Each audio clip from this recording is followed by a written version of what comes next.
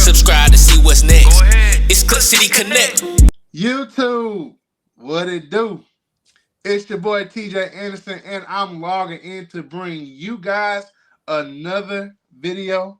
And today's show, I got a very special guest. And you know what? I'm not even going to introduce you. I'm going to let you have the floor, my man. Let the people know who you are. TJ, what's up, man? I appreciate you having me on. This is Kelvin Lewis, Houston native, played at U of H back in the day. And then after that, played 13 seasons professionally. The last 3 years, I was at Troy University, and we had a really good run. And in that first month and a half at Georgia Tech, and the mission is to bring that logo back, man. So we're in the trenches grinding. For sure. Hey, man, if you're ready to get into it, I am as well. So let's kick it off, my man. This first segment is going to be your coaching journey. So, Coach Lewis, first and foremost, you've heard it about 20,000 times already, but you'll hear it again, and you'll hear it from now on. But I want to welcome you to Clutch City Connect. So, you're a Houston Cougar alum with a long pro career. Take us through your journey from playing at U of H to a 13-year professional career overseas and now transitioning into coaching.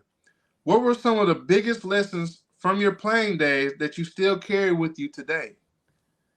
Well, the biggest thing is I got an opportunity to travel all over the world. I got an opportunity to play all levels of players. And, man, there are some really, really, really good hoopers all over the world. So what I did was throughout my journey, I learned never to take people for granted, never sleep on people because you might get got or somebody will, get you fired. So you got to take every game, every practice like it's game 7 just to keep your job. And I just think that from all the countries that I played in, I think it might have been 10 different ones. All of them had unique situations that were positive, but also unique situations that helped me learn and grow. And I just think that blending all of that and molding it all together just allowed me to, to make these steps coaching wise and try to help these youngins. And see, that's something that I think for the younger viewers who pay attention, I think that's something that they have to understand and realize that every year, no matter what level of basketball you're at, once you are out of, even in high school, you're always fighting for a spot. You have to realize you could be a junior that started for 3 years on varsity, and a freshman comes in that has that notoriety within the state and even within the country, and they take your spot, So It's just one of those things that you have to stay ready to keep from getting ready and keep leveling up your game.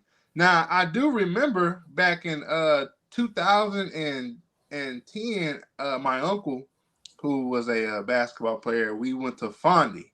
Okay. And I got to meet Moochie Norris. And most people who know Moochie Norris, he's a Rocket legend. Even though his jersey ain't in the Raptors, they don't take anything from him being a Rocket legend. People's champ. He's the people's champ, and he gives back to the community, right? Because he trains down here. He works with kids. And I recall Moochie telling me an unwritten rule in the NBA saying that you never get your spot taken by the new man. And when I asked him to help me understand what he was referring to the rookie coming in, right? Mm-hmm. Because you being 12 and 13 years in the league, understand your spot is up for grabs, and eventually the front office is looking for your next replacement. Even at that time, sometimes you're just the bridge player, and most people don't understand that. So I appreciate you for giving us that enlightenment on that. So my next question for you, you played under some great coaches and competed at a high level internationally, right? How did those experiences shape the type of coach you want to become? So I learned throughout my journey, some coaches are really good at motivating. Some coaches are really good at the tactic side. Some coaches are really good at the development side. It was I didn't really have one coach that had all of that. So every team and every country that I went to, I just took a little bit of a piece that they did exceptionally well. And I just wanted to add that to my bag or my, toolbox, if you will. So when it's my turn, I can blend all of these things because each country that I played in, a coach brought out something really positive in me that helped me learn and grow and keep my career rolling. And also with some negative things that I know how to, treat people a certain way or treat players a certain way because I went through that. And it just allowed me to just take bits and pieces from everybody, combine it, and it's been successful so far. That's what's up, man. That's what's up. Yeah. Hey guys, make sure you are paying attention and listening in. My main man spitting some facts. He's gonna keep it real with you guys, so make sure you pay attention. So my next question for you: after retiring from playing, you joined Scott Cross at Troy as a director of player development before becoming an assistant. What was that transition like, and how did it work with Coach Cross preparing you for this opportunity at Georgia Tech?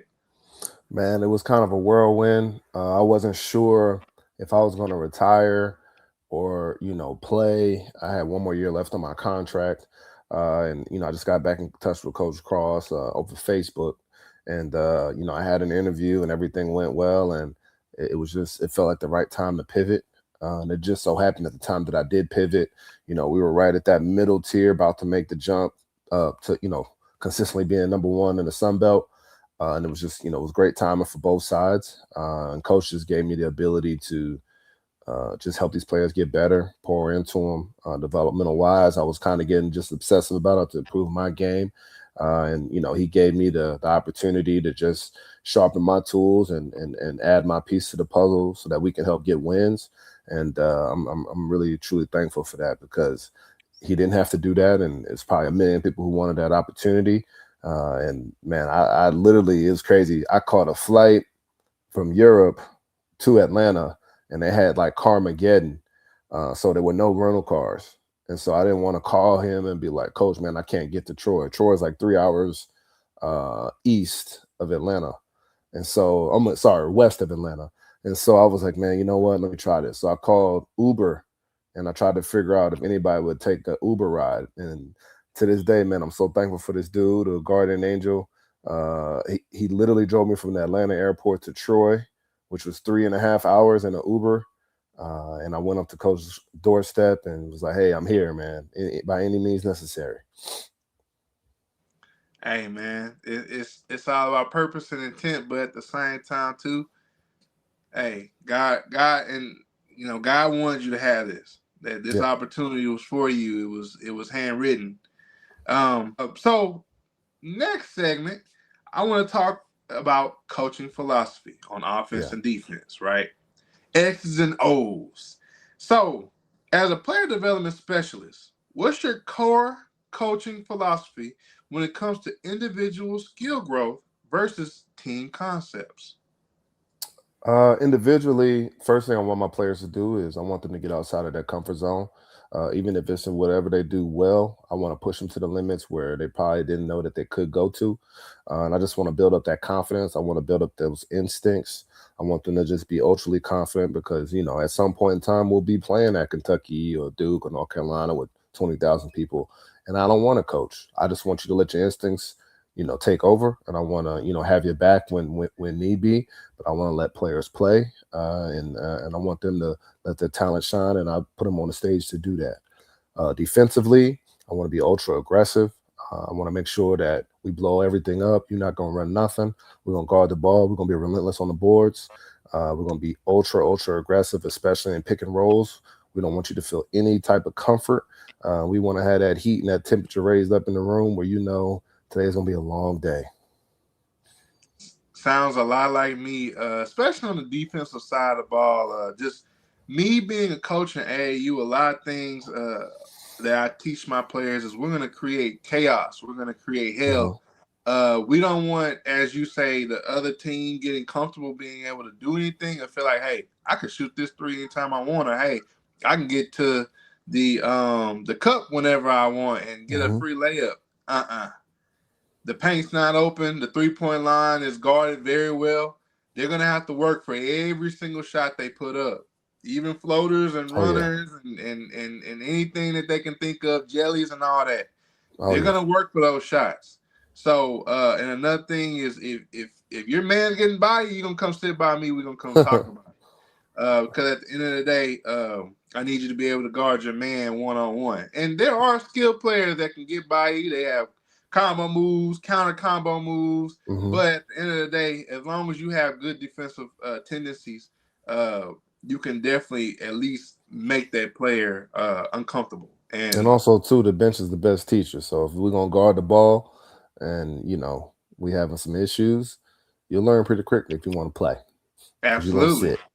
absolutely, absolutely. So let's get on the offensive side of the ball real quick. Hmm. So, what kind of offensive principles or styles do you emphasize? So, are you big on spacing, player movement, pace, or specific actions like screening and cutting? So I just think the most important thing is I want my players to know how to play basketball. So we're gonna work on cutting, we're gonna work on spacing, we're gonna work on pivots, we're gonna work on, throwing strikes. I think that that's just an integral part of the game. It seems so simple, but at certain points of the game, there's only so many plays we can run. Teams are gonna scout that. So your ability to, play off script, the ability to make a read and make a play and create confusion. I want my players to have those instincts to do those type of things. Obviously, in transition, we want to get that thing. We want to get in transition. We want to run as fast as we can. I need a guy running towards the rim. I need a guy that's trailing. I want to be able to, move that ball around, get the change in size, and at the end of the shot clock, call it the kill clock. I want dudes to come into the pick and roll situation, and we just be extremely surgical, especially too offensively. The more plays that we don't have to run, the more dangerous we can be. Because I know it's a lot of people out there like myself that are pretty almost much like maniacs on scouting. So we're gonna neutralize those plays. So the more that I can have my guys just comfortable off script, the more it's gonna be tough for these dudes to do the scouting report, and it's gonna be easier for us when it's those crazy environments to feel comfortable and get the W. Sounds a lot like my philosophy, my man. I ain't gonna lie. It sounds a lot. We gotta get the easy points, right? Transition. We Hmm. gotta be sure that we're efficient when it comes to transition, because those are the easy points 9 times out of 10. We're trying to find mismatches, right? If a big man guarding my point guard, hey, let's ISO. Let's see what we can create off the dribble with that, or shoot. Even we could make the skip pass and find someone that's open. Just making basketball as easy and simple as possible on the offensive side of the ball without working too hard. Um, Hmm. but I'm in the total agreement with you, my man. You sound a lot like me on offense. Matter of fact, I'm starting to think my name is Kelvin Lewis. Uh, so let's talk about defense, right? This is my thing. So, what do you prioritize when teaching players? Is it about versatility, physicality, communication, or first forcing turnovers? How do you adapt defensive schemes based on personnel? Well, the first thing is we got to have communication. We got to have communication from our bigs. We got to have communication from our guards. Just you'd be amazed how many points people give up just not talking. Whether it's a switch, whether it's a screen, guy don't see it. Whether it's two guys on one and they hit us with a back cut or a flare situation. So the first thing is the communication. Second thing is I want to be ultra physical. I want my point guards on pick and rolls. I don't want you to lay on the screen. I want you to bust through it. Even if we get one or two fouls early, that big is going to stop trying to set a hard screen because we're blowing all of that up. Bigs wise, I want them to always have a hand on the bigs hip, and I want them to be at the level of the screen or line of scrimmage. And I just don't want them to have any daylight. I don't want them to have any comfort, even when they're trying to probe and jail and try to pick us apart. I want to be in the gaps. I want to, be able to bluff at the ball, but I still want them, especially if they're one pass away, stay with theirs. I want to be able to rotate and fly around. I don't want you to have any type of comfort. I want you to even, when we do fly around, control you off the line. And the college game is a little bit different. There's no such thing as charges anymore. So we'll be controlling you off the line right into a wall up. And it'll just be almost just like a physical, you know, wrestling match, so to Mm-hmm. speak. And it'll just wear you down in waves and waves and waves. And as soon as we get that stop, we get that thing of transition and we're gone. And I think, too, the ability for us to adapt with players not as aggressive or not as athletic, We'll have to be in the gas, but certain things will just be non-negotiables. Even if you're not athletic enough, you can bust through a screen. Even if you're not athletic enough, you can wall up at the rim. You can chase a guy off the line. So, it'll just be some things more so intangible wise with the character and the heart and the passion for the game. It'll be players that I will recruit and look for. So defensively, that we could just stay in this, well-tuned oil machine. Yeah, we're gonna after the show we're gonna have a talk with your mom and dad because we might be twins or something, man. I don't know because we got the same exact logic when it comes to offensive defense, defensive philosophy. So here's my next question for you, my man. Mhm. You've been praised as one of the top player development coaches around. What does a typical individual development session look like with you? Drills, mindset, film study? So the first thing I'll do is, regardless of the players that we have, I'm gonna watch a lot of film on them. I'm gonna figure out what they do well, what they don't do well. The biggest thing that I need our guys to do is move. So if they can move symmetrically, left, right, frontwards, and backwards, they'll be able to play better. And I'll look at a couple things that they do very good. One or two things that they need to improve on, and one or two things that they don't do well. And we'll blend all of that in at the same time. And so not only will we be building confidence, we'll be building trust in themselves. And then when we get in those moments when we're in the trenches for real, we can talk about, remember 5 a.m., Sunday, May 21st, we did this, you can do it. And it'll just give the players opportunity to trust themselves and go into that battle and go complete the mission. And I just think that, I find inspiration all the time individually for some of these workouts, for some of our guys, whether it's watching my daughter's practice, whether it's watching, a movement or something from a soccer game or a football game, and then I can integrate it into our workouts and stuff. And, it's been successful so far. And it just builds a lot of confidence within our guys, and I pour into them a lot. For sure, for sure. Hey, guys, make sure you're paying attention. Make sure you guys like, comment, subscribe as well. So, we're going to move to our next segment. Let's talk about something that you mentioned just a little while ago, recruiting and Mhm. what you're looking for. So, you're known for being well connected, especially in the Atlanta area. What do you look for first when evaluating high school or transfer prospects? Skill, character, athleticism, coachability, or is it something else? Well, the first thing, I want to figure out who this person is. Obviously, it wouldn't take people long to see who can play and who can't play. But the biggest separator is who they are as a person. And so I'll do a deep dive on these guys. I'll just hang around. I'm fairly, young, so they probably won't even notice that I'm a coach. And I'm just hanging around, listen to them talk or whatever. Or I'll reach out to my contacts and just figure out who they are as kids, who they are, who their parents are, all these things, how are their grades. Because, at the end of the day, you're not going to play basketball all day long. It's going to be some stuff off the court. And that's what we got to manage and be in control of and know what we're dealing with. Because at the end of the day, with this NIL and all this stuff, we're investing in these guys and we can't afford to miss. And we got to make sure it's the right person first. And then if it's the right person, it'll blend in with coach's values. And then we can pour into them athletically, obviously, emotionally, and, physically. But sometimes a leopard does change their spots, but most times they don't. And it just depends on the type of risk that we will take and are willing to take with some of these kids. But we definitely will do a deep dive into everything. I like something that you say as far as getting to know a player. Because when you get to know a player, you get to learn how they think, how they walk, how they talk, how they act. And I think those things kind of go into everything when it comes down to it. Because if this player is a schmuck, you don't want to deal with a head case, Yeah. no matter how talented they are. Now, some coaches are willing to, but some coaches aren't.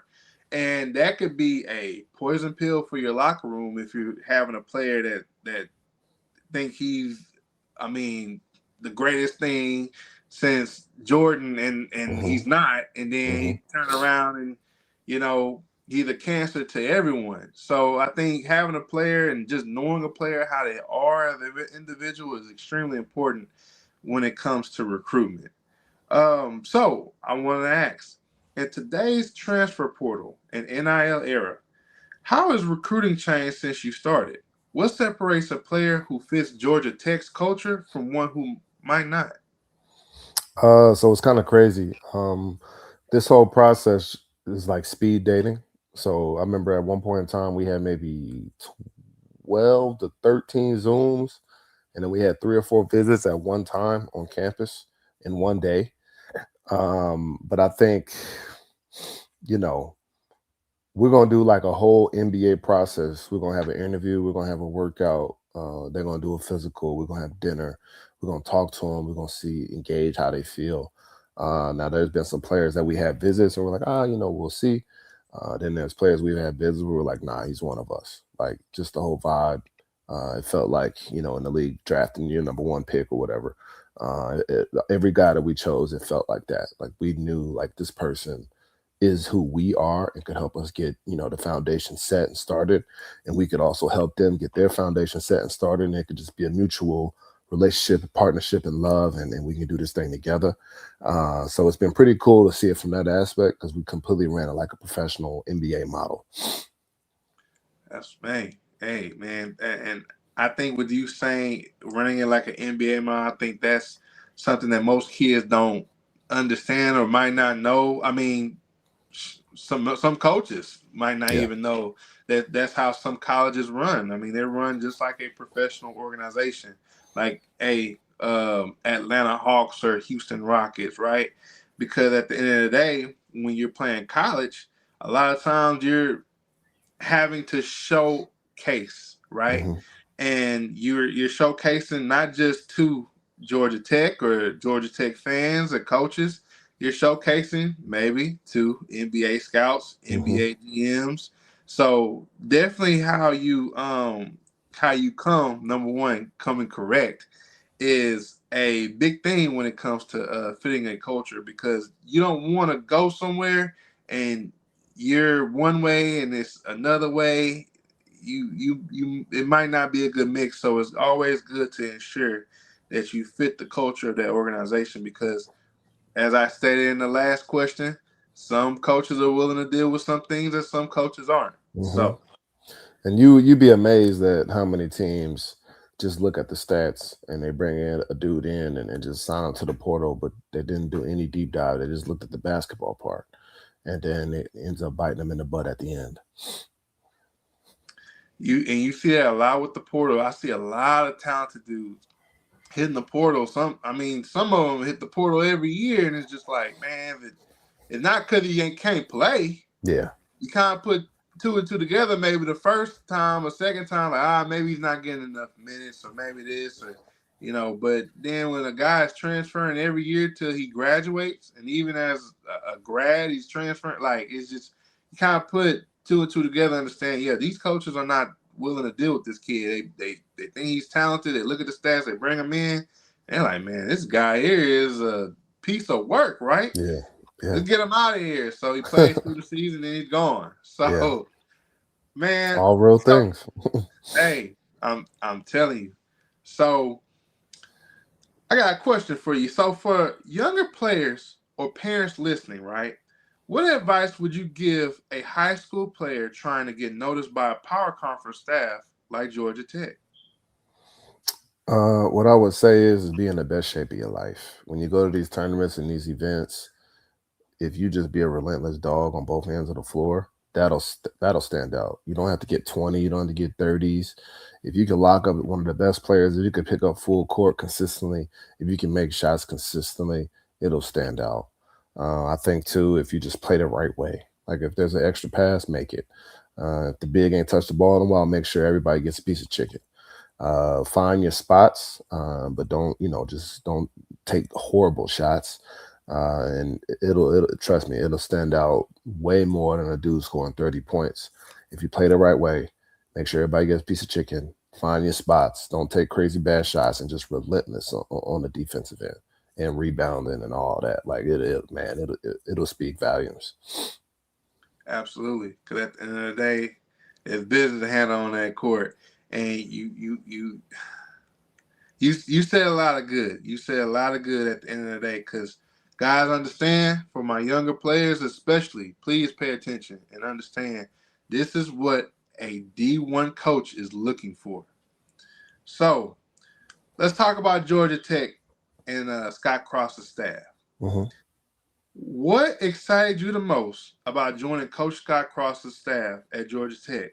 How does this program's vision align with your personal coaching goals? Well, one of the biggest things that I wanted to do when I did come back to the States to coach is the NCAA tournament is great, but I want to win a national championship one day. And the opportunity to win a national championship, mostly starts at the Power Four level. And Georgia Tech, what it meant in the past, and they've been there. They just haven't gotten over the last hump, which is national championship. But they've been in the Final Four. They've been in the championship game multiple times. So just that aura and feeling it every day, I just get motivated to get that next step. It's super cool with our staff. We got an amazing staff. Obviously, Coach Cross. We got Wes Flanagan, Kenneth Mangrum, Chris Kreider, Brandon Gilbert, Matt Fraschilla, Drew Vickery, Chuck Terrell, James Forrest. Man, it's so many people involved. We had some new guys that coming in from Troy, Aiden Klee, Charlie Parker, and Isaac Stewart. So man, it's we got a great staff. It almost feels like the Avengers because we all, bring a super skill to the table, and we make this alliance, and we're going to go battle toe to toe with anybody. Every day is pretty fun at work. I'm learning each and every day from my staff and my coworkers and everything. Man, it's pretty cool to be around these guys and learn and grow, and that opportunity to win a national championship, man. It feels like we're moving towards that direction just from the staff, and hopefully we could translate that on the court with these youngins. Man, and I'm gonna say this, man. That's a solid, very solid staff, man. I'm hoping one day I can add my name to that. Yes, sir. So, my next question: being back in Atlanta and close to your Houston roots in some ways, because I have been to Atlanta, it's a little It's bit like close. Houston, but It's close. it's close. It's very close, but it's Very close. not. It's not Not the Houston. age, but it's close. It's very, very Yeah. close. How do you see yourself helping build the Yellow Jackets in the ACC? Well, first of all, a lot of sweat equity. We finally can get in the trenches with these youngins and roll our sleeves up and just be there for them and help them improve and get better. We know it's been some rough years with Georgia Tech. We know what that logo and that name means to the city, and the opportunity to be a part of that and help bring that thing back would be amazing. I love Atlanta. We love Atlanta, and any chance that I had the opportunity to be here, I was here, and now getting to be a part of the city's team. Man, we're gonna go full force all the way in it, and we're just so excited to be a part of this historic name, and we want to be one of the big reasons why we bring that logo and that name back. Definitely gotta bring it back, man. It's crazy because the one player I think of that went to Georgia Tech, Chris Bosh. Yeah. So, man, most people don't know. Even past Chris Bosh, Georgia Tech has a lot of like solid Oh history yeah. in basketball, Oh man. yeah. So, Oh yeah. We have this NBA wall. It's like 40 NBA players that went to Georgia Tech. I think we've top five in terms of history of players that went to the NBA from Georgia Tech. Sure, we had lunch the other day with Kenny Anderson, which is just insane. We've yes, seen Gani Lawal, we've seen Jeremy Smith. Man, it's been so. We see Dennis Scott all the time who play for the Magic. He's always around, which is pretty cool. We've seen Anthony Morrow. We haven't seen Jose Alvarado yet, but they're still playing. But we'll see him soon as well. So man, it's been pretty cool, pretty dope to just be around these guys and feel the love from them and feel their support. that's some solid names, man. That's some absolutely solid names. I would love to be in an environment like that one day. So, you mentioned one word that I want to piggyback off of, right? You say excitement.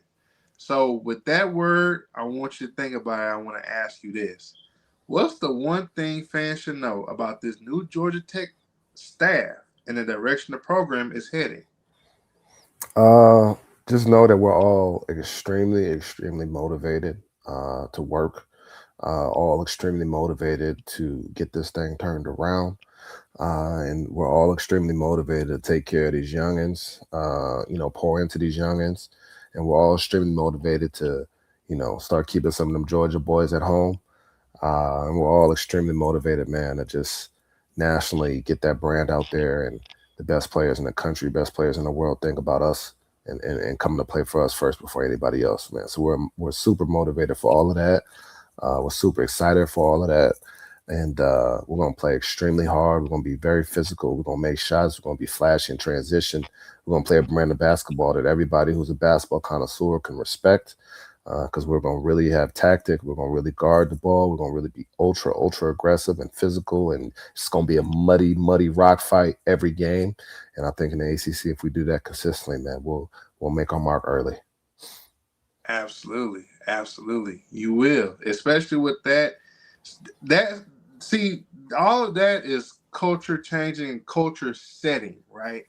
Like I kind of think of it like I know a lot of people kind of suspect with it because of the offense, but Ime Udoka being hired by the Rockets, right? I think the minute he came in was like a different atmosphere versus dealing with Steven Silas, which all praise to Steven Silas. I think he's a solid offensive guy.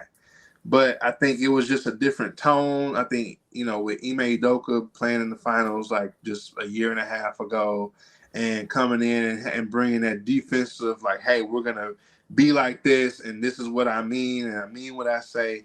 So I kind of think of it like that, man. I think that's the type of mindset you have to have when it comes to leading a program.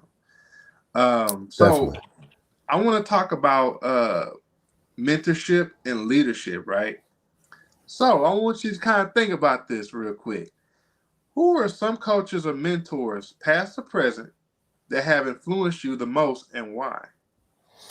Man, first and foremost, my dad, Kevin Lewis. He actually coached me at Houston. He coached in New Mexico, coached at TCU, coached at Baylor, played in the NBA, played at SMU, like ultimate legend. We talk every day. He's been just amazing in helping me make this journey towards the coaching side after playing. And man, every step of the way, he's walking me through it, and I'm so thankful to have him in my life. Brandon Johnson, he was the coach that recruited me to Auburn. We talk every day as well. Man, it's really like he's family, and everything in terms of mentoring me, helping me learn how to, grow as a coach, how to get established in Atlanta. He's helped me through that. Lewis Preston, he used to be the head coach of Kennesaw State. He also was a coach at Florida when they won a championship in '07. He's been integral and just helped mold me and help me get more polished to be able to do this thing for a living. Man, my brother, his name's Calvin Lewis. He's an assistant coach at Trinity University in San Antonio. He helps me. He's such a basketball mind, and anytime I can learn from him and just be in his ecosystem, he just helps me learn and inspires me so much. So that collective of people and collective people in my circle, man, just helped me to just keep pushing and keep motivated. Makes me think anything's possible. Absolutely. At the end of the day, that is a very solid support system as well, my man.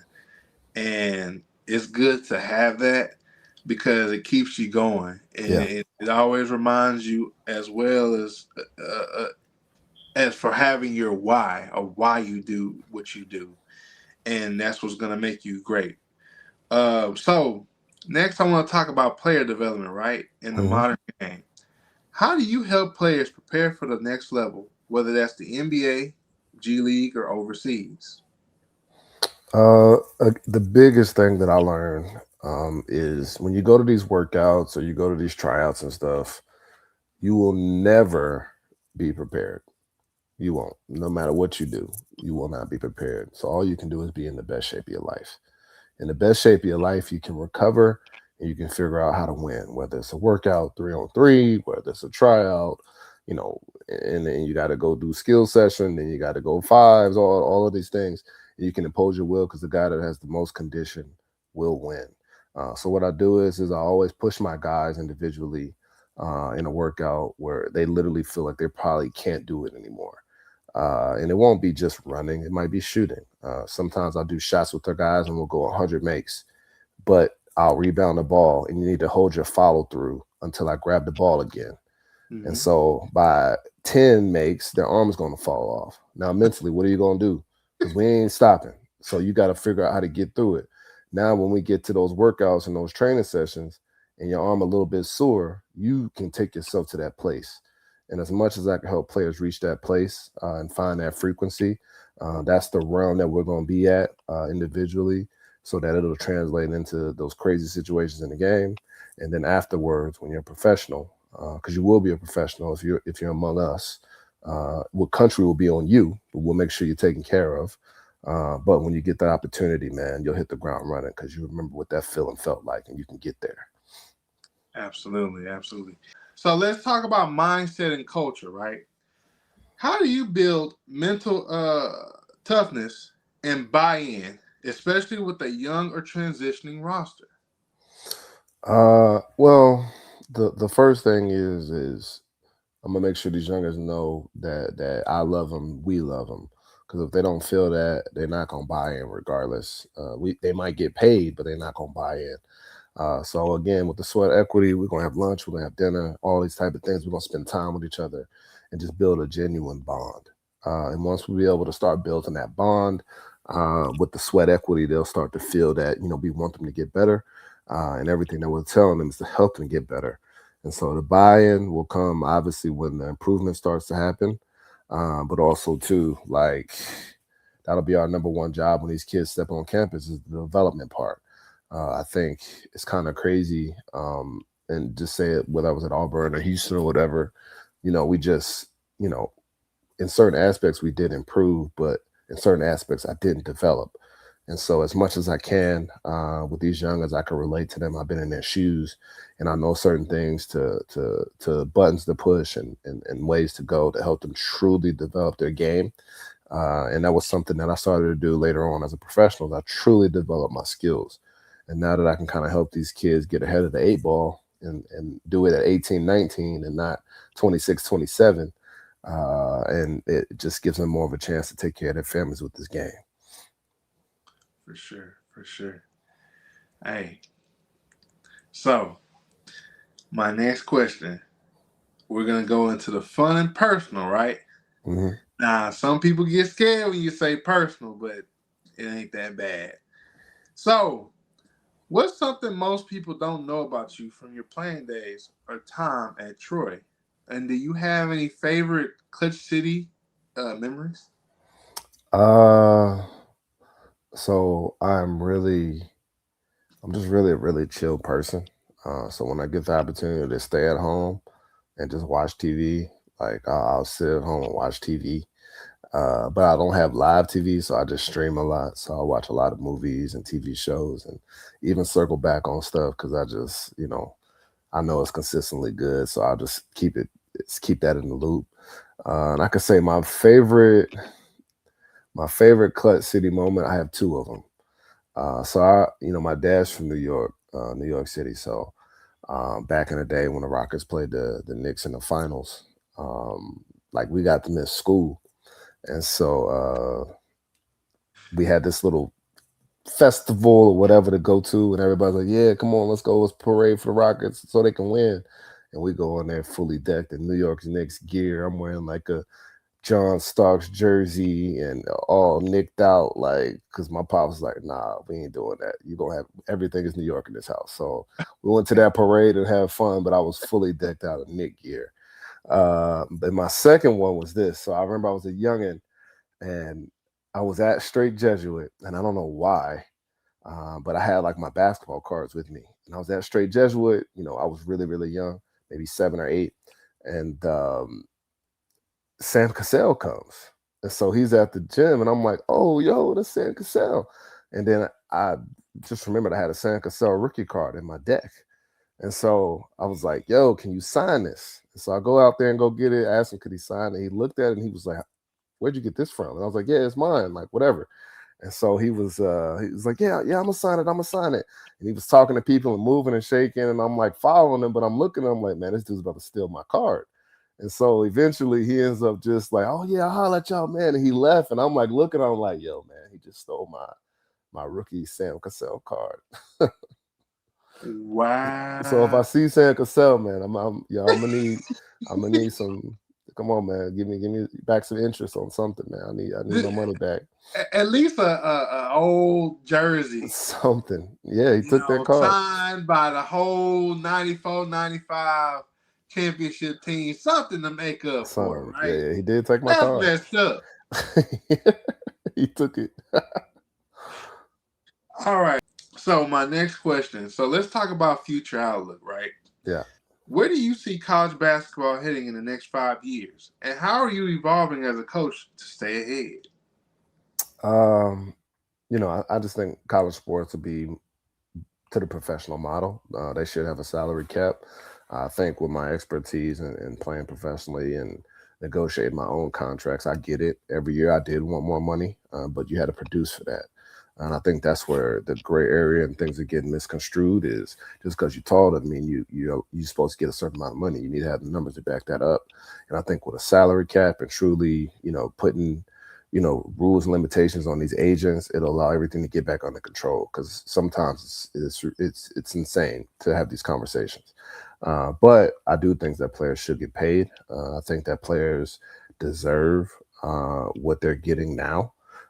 But I just think it needs to be more regulated. And so for me, I'm just getting myself well versed in contract language and well versed in what the market looks like and well versed with, how markets can, fluctuate or, change, drastically.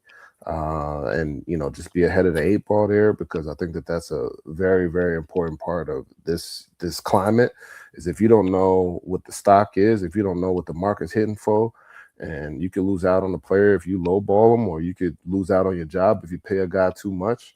So just kind of being ahead of the eight ball with that aspect and just knowing what the market is, it just makes it easy to negotiate and make sure you can be successful.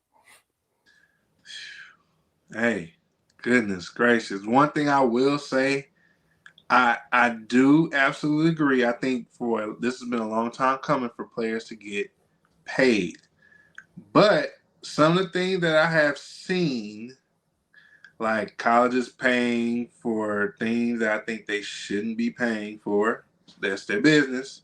I know one player, I think it was at Baylor, football player. They paid for like a mansion for him. They got him cars and money, and I'm like, I mean, there really is no incentive in going to the NFL. Yeah.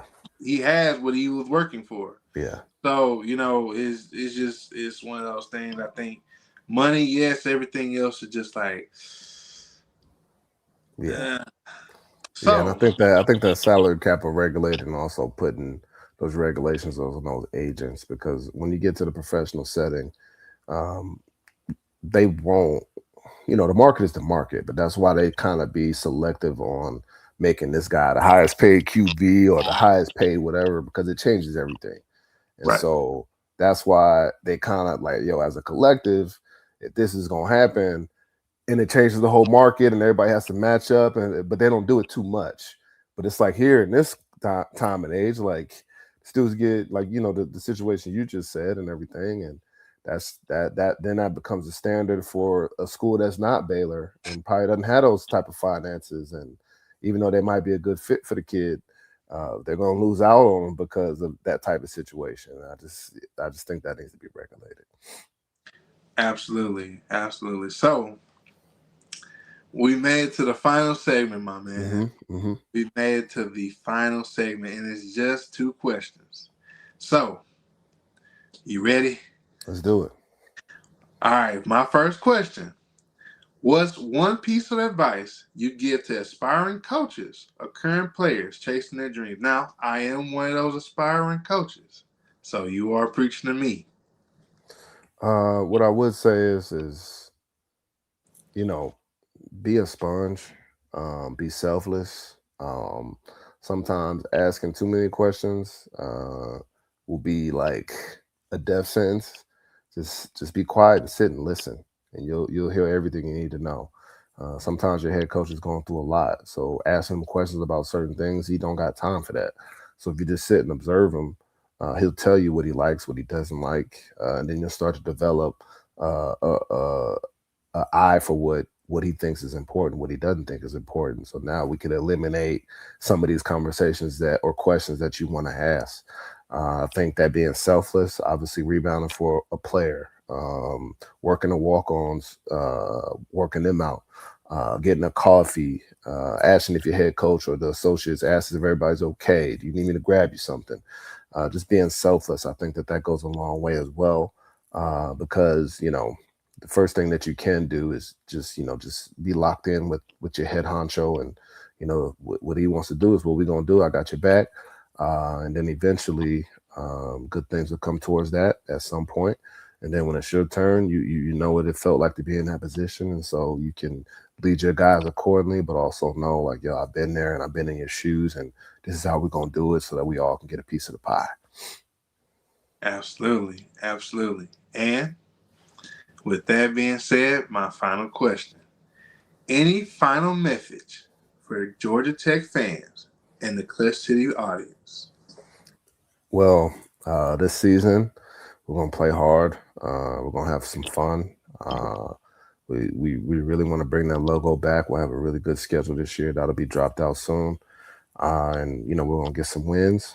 We're going to fight hard at home. We're going to make everybody proud in the city of Atlanta. And the world is really going to get a chance to see Scott Cross basketball, and I think they'll really enjoy it. Absolutely, absolutely. Well, my main man, Coach Lewis, that's it. Guys, from Clutch City Connect, I want to thank you guys so much for watching this video. Make sure you guys like, comment, subscribe. Hey, listen. Coach Lewis, once again, it was an honor to have you on the podcast, on the show. You dropped a lot of knowledge in a short amount of time as well.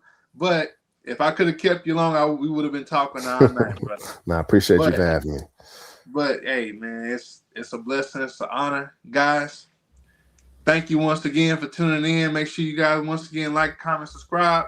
My main man, let the people know where they can find you before we get out of here. Instagram and Twitter, Kelvin 1 Lewis. Those are both my handles. So Kelvin and then 1, like the number, and then Lewis. And hit me anytime, and any questions you guys have, I'd love to help out as much as I can. Guys, make sure you guys follow my main man. Hey, it's your boy Tjay Anderson and my main man, Coach Kelvin Lewis, and we are logging out. Peace. Yes, sir.